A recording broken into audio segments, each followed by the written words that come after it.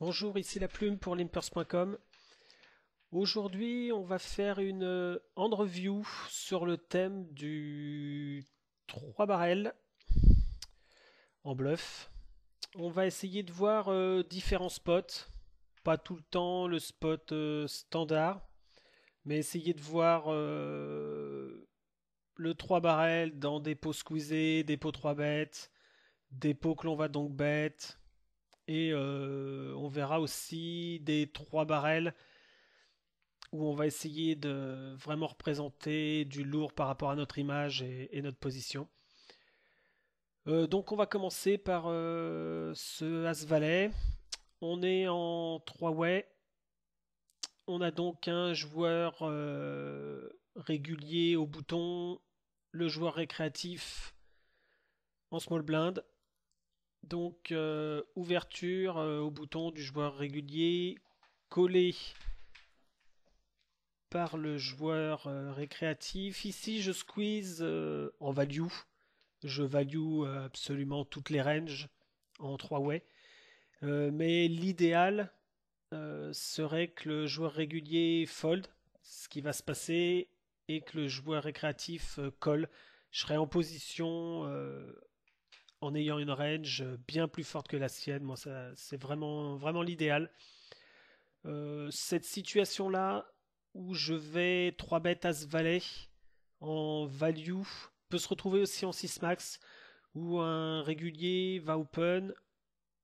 Euh, Par exemple, je vais prendre l'exemple où le régulier open UTG, un joueur récréatif colle derrière, j'ai As-Valet, clairement As-Valet est pas très bon à 3 bêtes contre UTG, il n'y a pas trop d'intérêt. Mais dans ce cas-là, souvent on va 3 bêtes pour faire fold le joueur régulier et prendre de la value sur la range du joueur récréatif. Donc là, évidemment, c'est assez standard, c'est du 3 mais on pourrait se retrouver aussi dans cette position-là sur une table avec 6 joueurs. Donc on se retrouve sur un flop 9-5-8 Rainbow. Je fais mon continuation bet standard de la moitié du pot. Pas la peine de faire plus gros, hein, il n'y a aucun intérêt. Et le joueur me paye. Euh, Pas surprenant, hein, c'est un joueur assez large qui va fold quand il va pas avoir touché, mais par contre, dès qu'il va toucher la moindre main, euh, il va la colle. Donc pour l'instant, j'ai encore pas mal de possibilités de bluff derrière. Sa range est toujours assez faible, hein, ça veut absolument rien dire.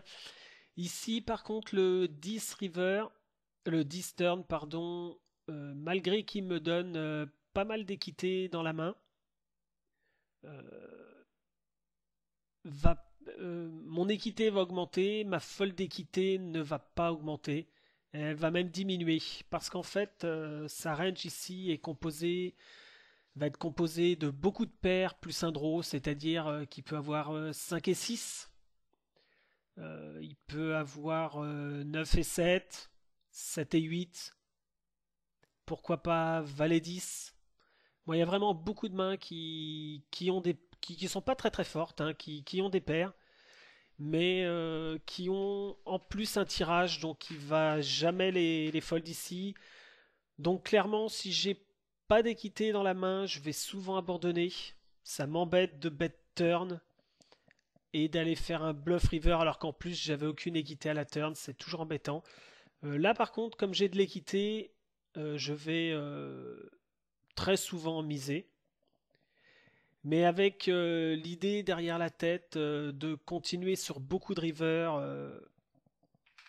pour lui faire fold justement toutes ces mains assez faibles qui ont des draws et des paires assez faibles qui ne pourront pas subir un 3 barrel.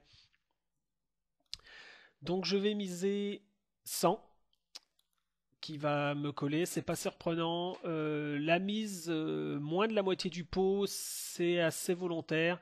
C'est pour en fait avoir encore pas mal de fold d'équité river. Si je mets trop cher, en imaginant qu'on mette 150, 180, river, le pot est tellement gros par rapport à son tapis qu'on va réduire notre fold d'équité. Donc malgré qu'on ait encore de l'équité dans le coup, qu'on va améliorer river, euh, j'ai pas trop envie de faire grossir le pot et plutôt me garder une bonne marge pour pouvoir bluff river. Donc voilà, le pot river fait 426, il lui reste 352, ce qui est encore correct, hein. Si on avait plus cher, hein, le pot serait peut-être monté à plus de 500 et lui, il lui aurait resté qu'à moins de 300. Donc on voit bien là que la folle d'équité était vraiment légère. En plus, la river, c'est un roi, c'est une très bonne carte pour continuer à bluffer. Euh, Elle est bonne, mais en plus, ça m'aurait embêté que ça soit une carte un peu trop connectée, mais qui me donne pas la quinte. Donc là, le roi, c'est très bien.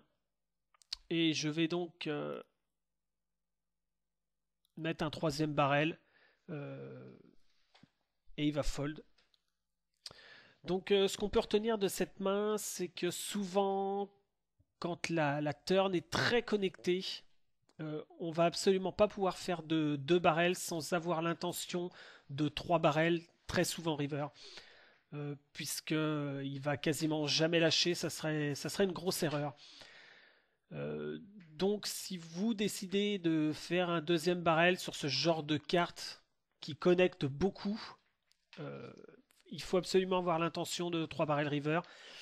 Je vais rajouter une autre chose, ce genre de joueur n'est absolument pas tricky. C'est-à-dire que si ici à la turn il a touché deux paires ou qu'il avait dès le flop un 7, euh, un 7 de 5, de 8 ou de 9, il va tout le temps raise à la turn. Donc clairement quand j'arrive river ici, je sais qu'il n'a pas une grosse main, ça m'embêterait qu'il ait valet 10 parce que ça serait un peu plus dur à faire folder, même si globalement ça change pas grand chose, hein. Quand je 3 barrel ici, je suis évidemment soit nutsé, soit en bluff. Donc je préfère qu'il ait évidemment des 5 et 6, des 9 et 7, comme je l'ai expliqué. Mais bon, de toute façon, le 3 barrel est très standard et le roi va juste rajouter un peu plus de Fear Equity sur ce genre de joueur qui regarde surtout les cartes qui tombent. Voilà, donc là c'était un 3 barrels dans un squeeze pot euh, et une carte turn intéressante. Ensuite, on va passer à une main où j'ai 8 et 9 suités en small blind. Donc il y a un raise d'un joueur régulier. Alors hop, je vais arrêter tout de suite ici. Le joueur régulier ici, open, j'ai 8 et 9. Je vais pas souvent juste call mon 8 et 9 si il y a un autre joueur régulier en big blind. Déjà, on va ouvrir la porte à un squeeze, ce qui va être embêtant. Et deux, si on se retrouve tous les deux à jouer le coup, je vais m'en trouver hors position avec pas mal de draws, ce qui va être aussi assez pénible à jouer contre un joueur qui est très correct. Ici, par contre, j'ai dans les blindes un joueur récréatif qui va coller une grosse partie de sa range, surtout quand j'ai collé, il va se dire qu'il a la cote pour absolument toutes ses mains. Et là, ça devient intéressant de jouer un flop 3-way avec un tirage à cause de la présence de ce joueur-là. Sinon, clairement, j'aurais sûrement fold ou 3 bêtes contre le joueur régulier. Donc un flop parfait, on va dire, hein. J'ai les nuts draw. Ici, on peut check. Et puis peut-être check raise. Le problème ici, c'est que déjà souvent, ça risque de check, check, check partout. Donc on va laisser voir une turn. On va perdre de l'équité et la turn va souvent toucher l'une des deux autres ranges. Euh, donc clairement, je vais décider de donc bet. Je vous explique si par exemple le joueur régulier a une grosse main, euh, que je check, check du joueur récréatif, bet, et que je raise ici, je vais tout simplement faire fuir le joueur récréatif, le joueur avec qui j'ai envie de jouer, et je me retrouve souvent à jouer juste un flip, prendre ce qu'il y a au milieu, ou alors jouer un flip contre le joueur régulier. Donc je décide de bet, de donc bet. Le joueur récréatif colle et le joueur régulier fold, donc c'est parfait. Là, c'est une très bonne carte à double barrel. Maintenant, il faut quand même qu'on s'attende. Certes, on a de la fold d'équité qui augmente, mais on peut s'attendre quand même que ce genre de joueur ne lâche pas aussi rapidement, surtout en imaginant qu'il est pocket 5, qu'il est 7 et 8, ou qu'il est 4 et 5. Euh, voilà, il a pas mal de mains qui va continuer à coller, et il peut même avoir une main type 8-8 ou 9-9 qui vont encore payer, voire même 10-10. Bon, j'aurais plus de mal à le faire fold, mais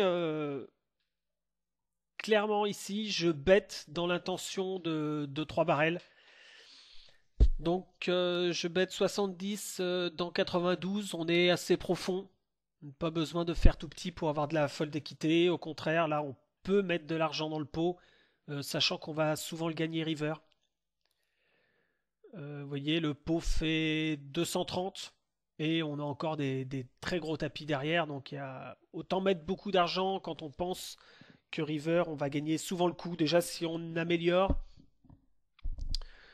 c'est toujours bien. Le pot est plus gros, et si on n'améliore pas, de toute façon, on sait qu'on peut aussi le bluff assez souvent. Donc là, le valet, pardon, est vraiment une très bonne carte puisque ça fait un as et un valet supérieur à la top pair. C'est-à-dire que le board a vraiment beaucoup évolué depuis, depuis le flop. Et comme je l'ai dit, sur la main d'avant, ce genre de joueur-là, très calling station, euh,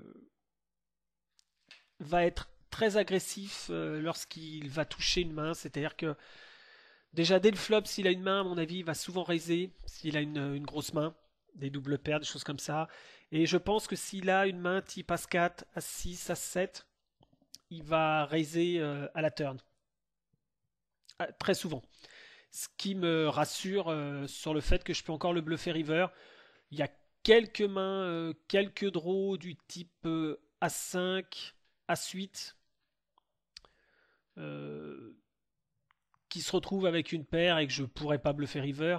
Mais voilà, il n'y a que As-5 et As-8. On peut retirer tous les As-6 de carreau parce que vu que j'ai deux carreaux, qu'il y a deux carreaux au flop, bah, évidemment, il y en a un peu moins qui sont tombés dans sa main. Euh, donc je bête un troisième barrel. Je pense pas avoir besoin de faire très très fort puisque sa main est plutôt faible, et qu'avec l'As et le Valet, c'est vraiment très dur pour lui de payer. À savoir en plus aussi que le style des joueurs récréatifs Calling Station euh, vont énormément payer au flop, beaucoup à la turn et très peu à la river. Euh, Prenez le temps de regarder un peu les mains de vos adversaires et vous verrez qu'il y a beaucoup de joueurs qui double barrel contre ce genre de joueurs et qui give up river en se disant bon, c'est une calling station, je lui ferai rien lâcher. C'est pas vrai du tout, hein. Ce genre de joueur est capable de payer deux barrels avec une deuxième voire une troisième paire parce qu'ils se disent un qu'ils peuvent être devant, et deux ils ont toujours l'impression d'aller faire des tirages, tirage double paire ou tirage trips. Ils vont jusqu'à la fin voir un peu s'ils pourraient pas améliorer quelque part. Et puis river, ils abandonnent. Donc n'ayez pas peur, surtout si le board évolue. Euh, de 3 barrels, ce genre de joueur que l'on dit calling station. Évidemment, s'ils ont top pair et que le board n'a pas évolué, ils vont avoir du mal à le lâcher, ça y a pas de problème. Et quand on joue contre ce genre de joueurs, on n'essaye pas de leur faire fold une top pair, on essaye de leur faire fold toute leur partie de leur range faible, et c'est une partie énorme de leur range, et c'est pour ça que c'est intéressant de les 3 barrels. Voilà, donc n'ayez pas peur de bien pousser vos bluffs contre les joueurs calling station en 3 barrels. quand les boards évoluent, hein. Ils sont calling station, mais ça souvent c'est, je me répète, hein, c'est flop, turn et river. S'ils n'ont pas amélioré, ils vont give up très souvent.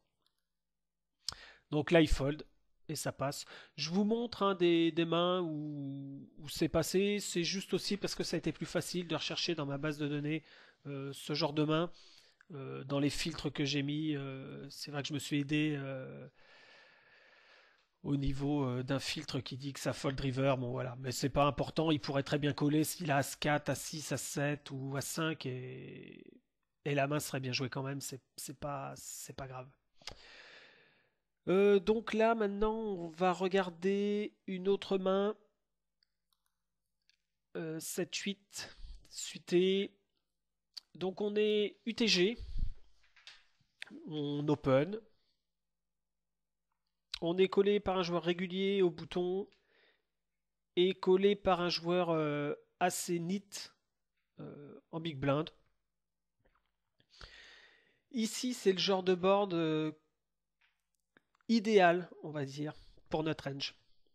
Tous les boards qui vont être des low boards à doublette, 2-2, 3, 4-4, 5, 5-5, 7 même. Voilà, tous ces petites cartes à doublette, on va pouvoir les barrel beaucoup, beaucoup, beaucoup.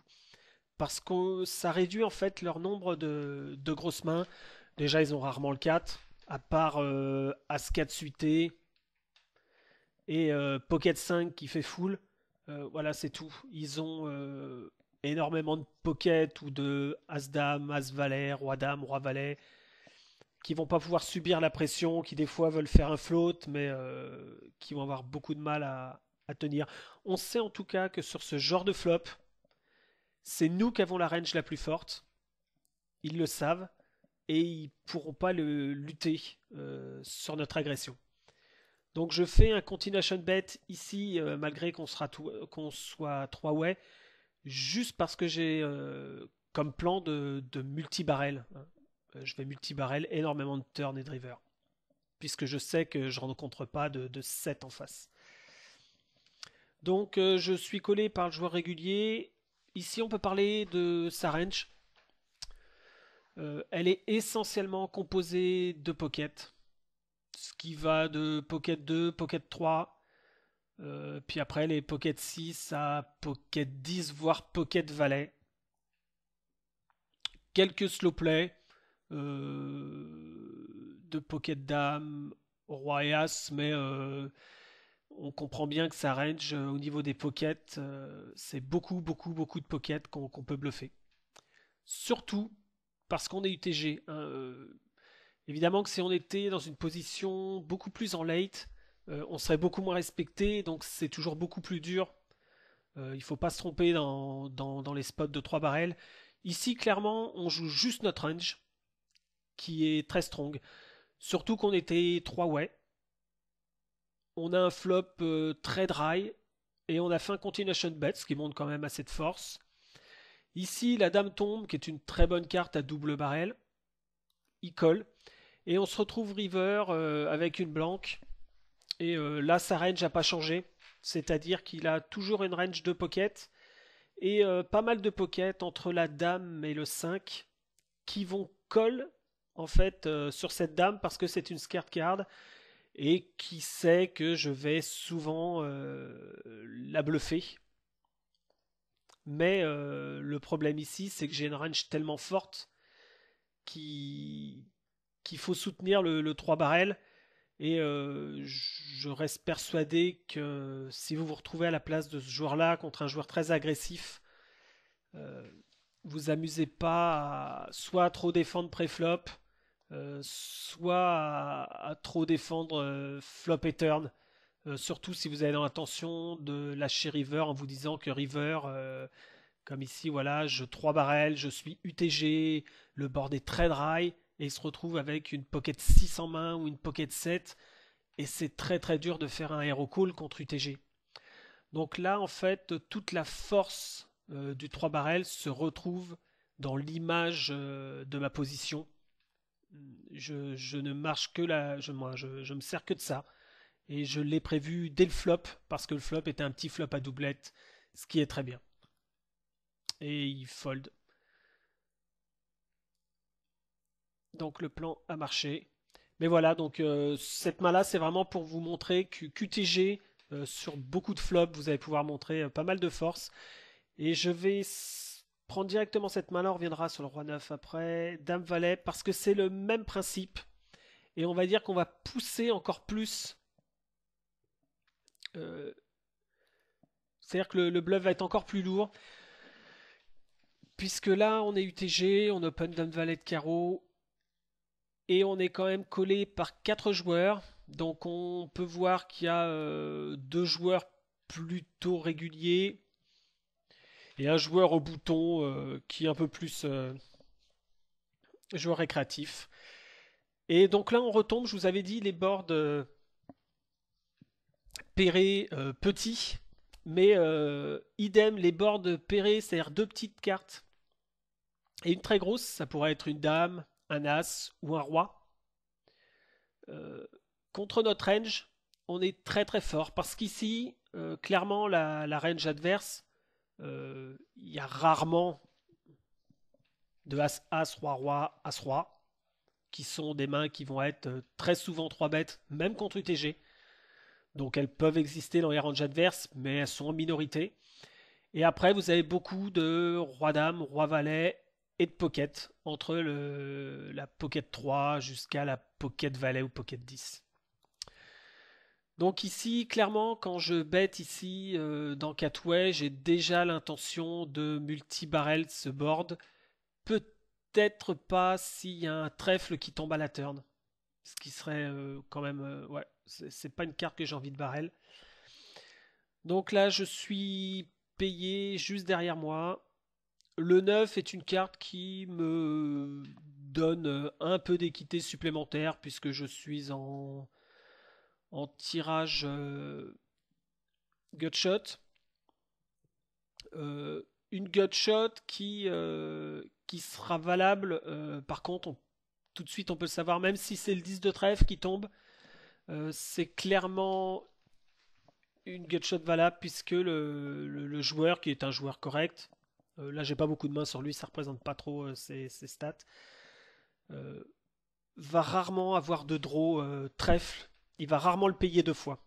Voilà, surtout je suis TG, j'ai 2 barrels, il va pas le payer 2 fois pour après essayer de bluffer s'il l'a raté, donc il va souvent le lâcher. Donc là, je peux clairement 3 barrels, toutes les cartes, même les trèfles, je peux les représenter clairement.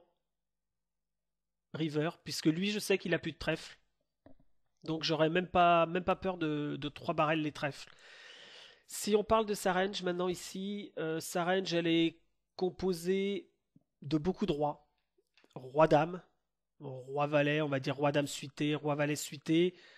Euh, Pourquoi pas quelques pockets encore suspicieuses de mon double barrel et qui veulent voir si je vais avoir le cran de 3 barrels, le cran, ou alors juste pour il colle en se disant tiens il veut essayer de me bluffer flop et turn. Et River il va give up, ce qui se passe souvent quand même, hein, les 3 barrels sont pas légion, surtout sur des boards qui évoluent aussi peu. Donc je bête, il colle. Et donc, arrivé River, c'est ce que je dis, hein, il a quelques pockets qui sont encore suspicieuses, et énormément de rois, et quasiment aucun tirage trèfle. Donc ici, clairement, si c'est un joueur récréatif à tendance Calling Station, c'est absolument pas le board que je vais 3 barrels. Euh, Parce que, par exemple, si c'est le joueur qui était au bouton, je vais jamais 3 barrels. Il a beaucoup de rois et surtout, il ne les lâchera jamais. Il va pas trop réfléchir à ce que je représente. Il va surtout voir qu'il a le roi et qu'il lâchera pas sa top pair, hein. Je vous renvoie aux mains précédentes où je vous expliquais que les joueurs Calling Station étaient Calling Station flop et turn. Et River, il faisait beaucoup de give up, mais c'est sur des boards qui évoluent, hein. Un board qui est aussi dry et qui n'évolue pas, 3 barrels et pas contre un joueur, il va tout payer. Par contre, ici, c'est un joueur qui, j'estime, réfléchit un peu. Et donc, je vais bet en lui mettant le maximum de pression. Alors, maintenant, on peut discuter à savoir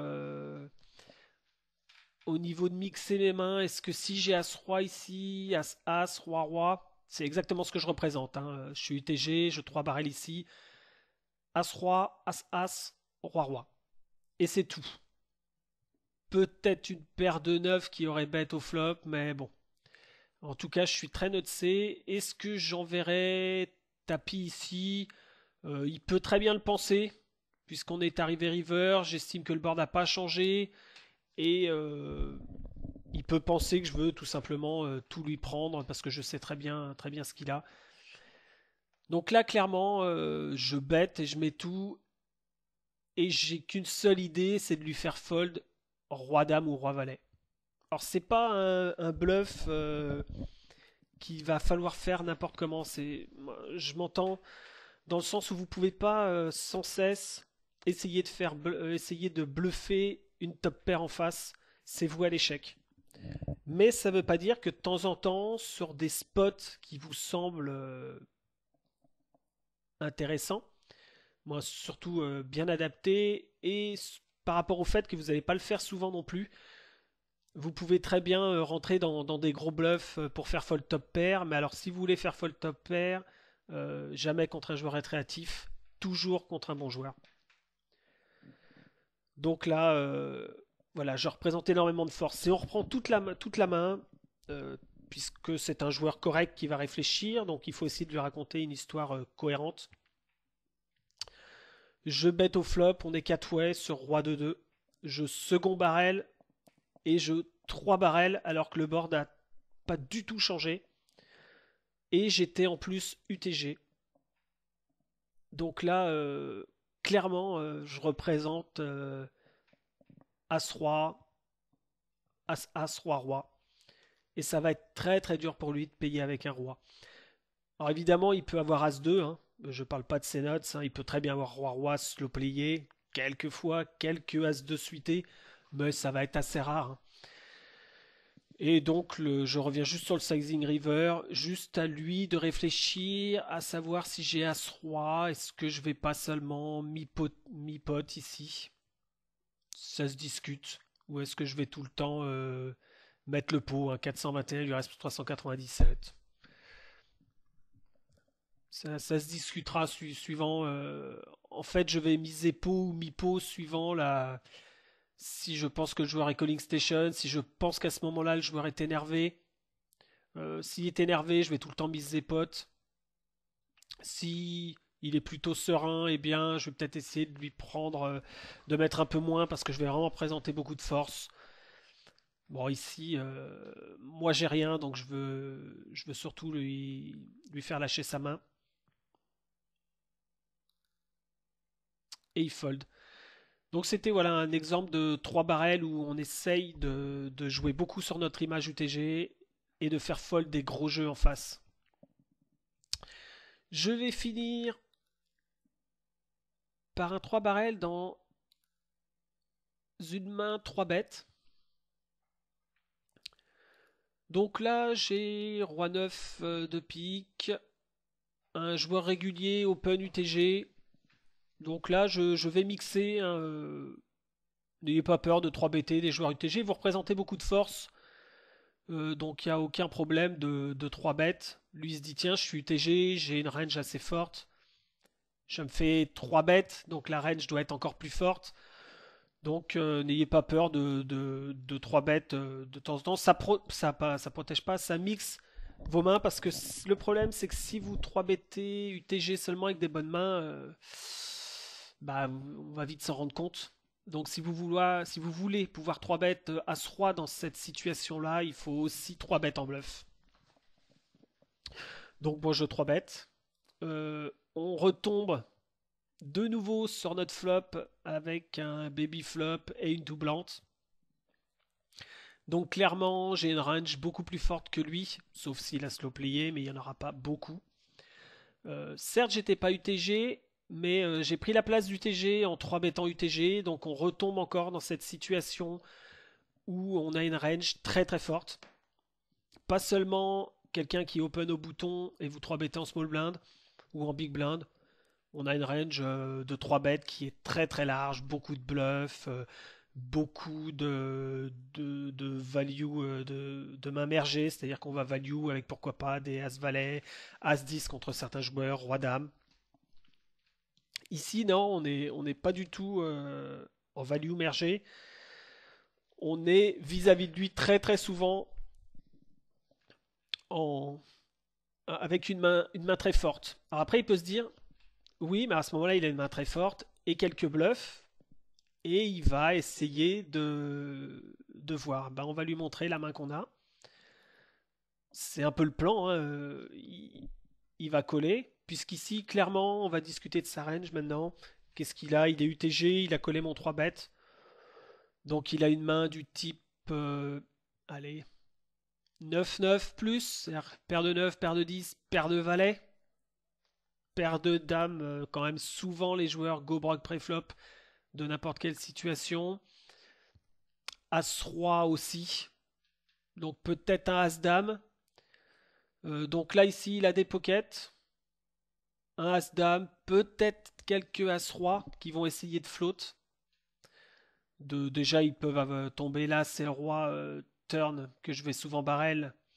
Et donc c'est intéressant de float avec ces mains-là. Et si je give up parce que j'étais en bluff, ils vont essayer de bet et de prendre le pot.